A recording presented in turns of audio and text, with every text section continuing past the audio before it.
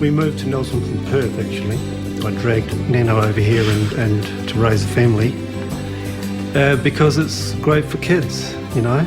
But yeah, we just like the neighbourhood, very quiet and, you know. Close to town, yeah. The kids can walk down to the dairy and it's safe to do that here in Nelson. You don't need to watch them all the time, so they create a sense of independence that is hard for children today to achieve because of what society's like. Lucky Nelson is well shielded from the worst weather and the appalling state of so many aspects of modern life. But unluckily for Mike and Nano, something unpleasant has established itself right next door. It was quite unsettling to see what was going on, and you could tell that Jeff had some sort of obsessive disorder, you know. It was quite obvious the way he was doing things, and that's still okay, you know. We can handle that, it's okay, it's fine to be different.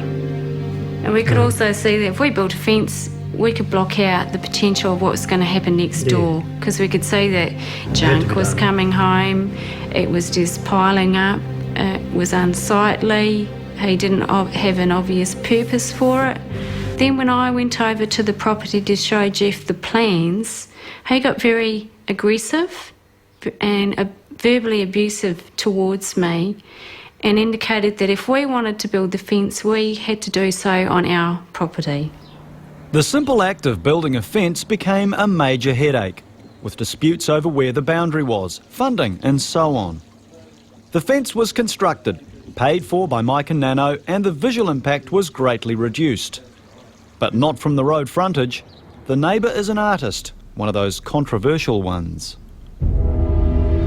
So his display that offended the most would have been when he had a skeleton dressed in a wedding dress. We assumed that it was perhaps his mother's wedding dress, but it could have come from the recycling centre. Inside a coffin. Inside a coffin. And his expression to me was that symbolises child abuse. And I said, well, I actually find it quite offensive, and lots of children are quite scared of the fact that you've got a skeleton inside a coffin.